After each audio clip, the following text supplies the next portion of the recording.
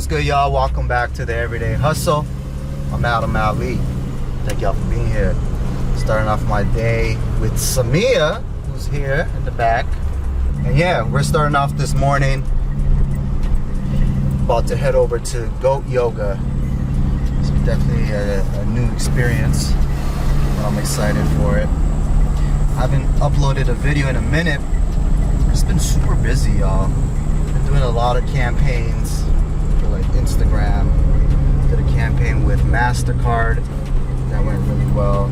So I'm planning to do a Q&A, and I was looking at the questions that people were sending, and a lot of people have been asking me, you know, obviously social media, YouTube related questions. I'm really considering creating a course, you know, around monetizing your influence, because I've been in the game, you know, for well over 10 years, you know, as a manager, as a creator.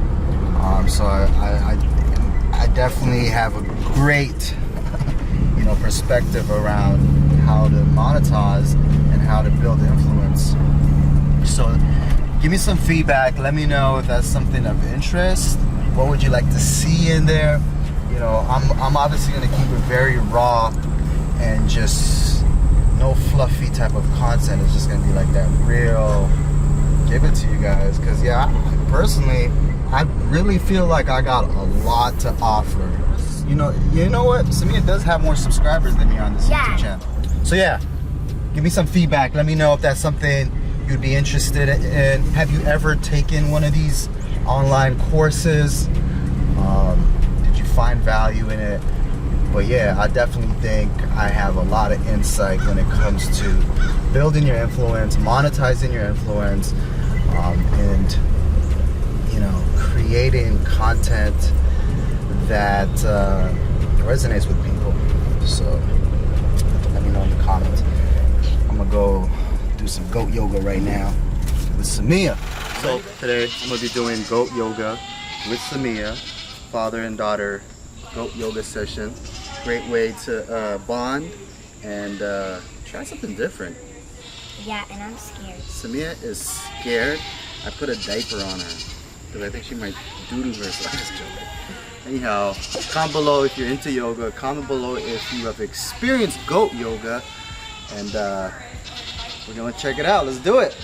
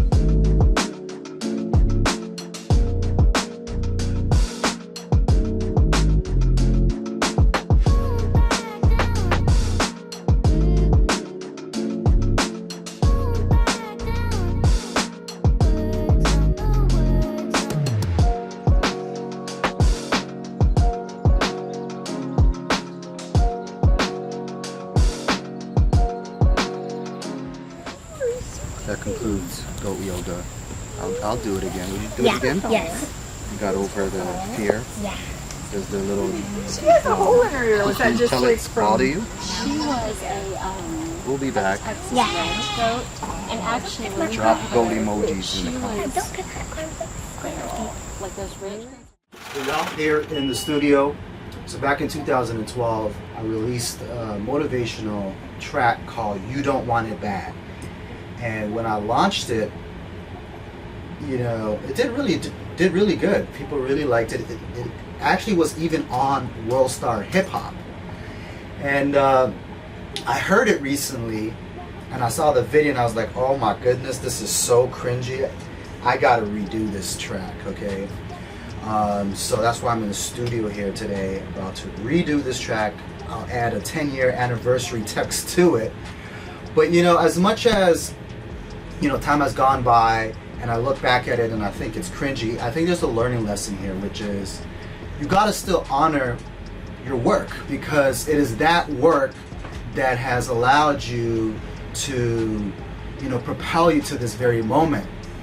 And you're going to be in a situation as a content creator when you look back maybe at your videos, your writing, your music, you're going to be like, oh God, this is cringy, this is trash. But that's just what it is. You're getting better, you're improving, you're evolving, and you still got to honor that, because that's what got you here. The fact that you were vulnerable to put yourself out there at that moment, and it was cool at that moment. What's cool then maybe isn't now.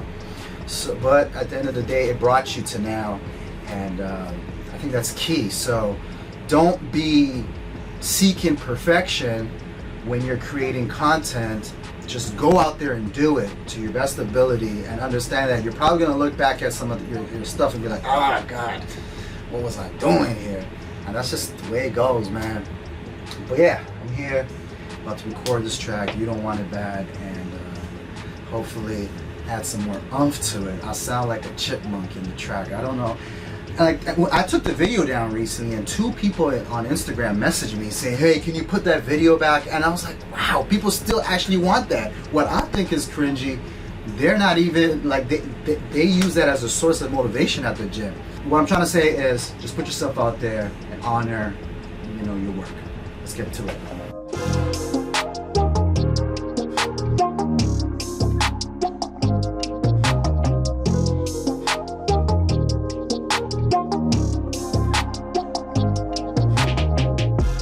What's good, y'all? It's been a while since I've done a Q&A, so I did a call out on my YouTube channel community tab. Y'all left some questions. I'm gonna get into them, so let's do it. First question comes from Layla Campbell. What advice would you give someone trying to start YouTube right now? I know before YouTube was very different. Well, as I said earlier in the video, I'm certainly, you know, considering creating a course. Again, I truly don't think there are many people who understands the business aspect of, you know, social media and YouTube as much as I do. I'm an OG in this. Like, I've been creating content since 2011. And just also as a creator behind the scenes, back again as a creator, overseeing different talents. Like, I live and, you know, breathe content creation. So I'm certainly considering creating this course, because I do think I have a lot of value to bring, and a lot of real value, not that fluffy stuff. But going back to your question here, I would really focus on how do you want your viewers to feel, and just create content based off of that. You know, if you can evoke emotions from viewers, then you got something. A lot of time we just talk because we like what we're saying, but it really doesn't resonate with anybody.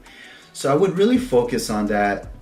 Another thing that I would say, which I've said numerous times, is give yourself about a year of consistent upload, and I think, you know, something will stick.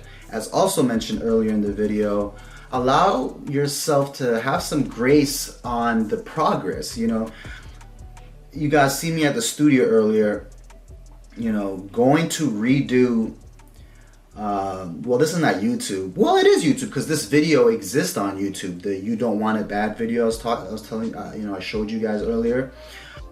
Yeah, I shot this video back in 2012, 10 years ago. And obviously now I look back and I think it's cringy, and I went and redid the video, but I gave myself 10 years to, you know, to come to where I'm at. And it's that video that that contributed in my development, created my presence. So give yourself that time to improve in real time. If you're looking for perfection right off the rip, it's a disservice You know, unless you have like, you're going right into some serious production with people who know what they're doing. And even then, you know, how many times do like celebrities look back at their content and their videos, or even us, we look back at stuff and we're like, we can't even watch that. So just enjoy the journey, okay? And allow yourself to improve in real time, and that's okay. Next question here. So me, myself, plus them literally asked me 5 questions in one. Really smart way of piecing her questions here, and I feel like, you know what, maybe I should just answer all of them. I'll start from the bottom up. Do you want to quit YouTube? No. Have the younger kids ever met your mom? Nope. My mom lives in Tanzania, has not been back in North America since 1999, 2000. So that's what, 22 years. Therefore, yeah, she missed yeah. I do have plans, God willing, next year to go to Africa, and hopefully I can bring the kids. Maybe, if not, maybe just Samia, maybe just Zane. We'll see. Her next question is, how do you get so many sponsors? Kind of already answered that earlier. I'm gonna definitely dive into that in this course that I'm looking to develop and launch. I really think, again, it's going to be the real thing, okay? So there's so much tactics that I have in regards to how to get brand deals. So let's put a pin on that question there. The next one you asked, a lesson you learned the hard way about business. A good idea means nothing. People, you know, I have ideas, people bring me ideas, and I used to get excited all the time about ideas, but now that I've developed, had some successes, had a lot of failures, I treat every idea as just nothing. Like, I don't allow it to get my emotions up, because, you know, generating income can be tough. Developing something can be tough, and coming up with an idea is simple. There's a lot of itty gritty to everything, and that will determine the outcome of things, or at least, you know, how things will start. And last but not least, from me, myself, plus them, I really like your profile name. Do you feel like moving to the US ruined your marriage? No. A lot of things were stemmed already from Canada, and, you know, being here just exposed it, I guess, or exposed it more, or revealed it, and I'm fine with it. All right, next user, Lisa Santiago, asks, how do you organize your life? Very good question. I certainly have so much going on, not just pertaining to, you know, well, yeah, I have so many operations, you know. I gotta create YouTube content, I gotta, you know, create brand deals, I gotta deal with 3 kiddos, I gotta deal with paying people, I gotta deal with relaying information to people, I gotta deal with posting my content, etc, etc, etc. So how do I stay organized? And it's just, it boils down to systems, and I literally created an app, okay, that I use, that took a lot of my systems, and I just kind of packaged it into one. I created Task Muncher, and you can get it for free on Apple or Google. And yeah, when I say free, it's free. There is an in-app purchase if you want, and it's $1 for life. Like, you could, I'm pretty sure everybody has $1. But yeah, Task Muncher, you know, it's not even self-promo. Like, everybody that I tell them to use this app uses the app, and they follow up and they tell me, hey, I love this app. And all I tell them is like, hey, share the app, you know. Link in the description. All right, the girl with all the celebrity gossip. What would you have told your younger self about relationship? What would I tell my younger self? Accept people for who they are. You know, sometimes we have ideas of how we want people to act or be, and you have good intentions, but you cannot confine people into your ideas, your boxes. There's this saying that you've probably heard, which is you can lead a horse to the water, but you can't force the horse to drink. And when I heard this, you know, at first it sounds like, duh, yeah, of course, you've heard this, it's so cliche. And I started thinking about this saying, and my whole thought process of this saying has changed. And if you know, sometimes we lead people thinking we're doing something, but we're the ones who are actually thirsty. You're leading people to the water, but you're actually thirsty. So it's perspective, you know, who is really thirsty? You are probably more thirstier for this change than the person.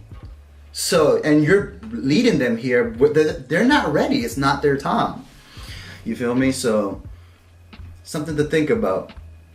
And lastly, it is so important, you know, as you're going through your journey and, you know, you're likely learning new things, you're getting wiser, you have more experience, is that you have compassion and understanding for those who are not there with you yet, because at one point maybe you were there.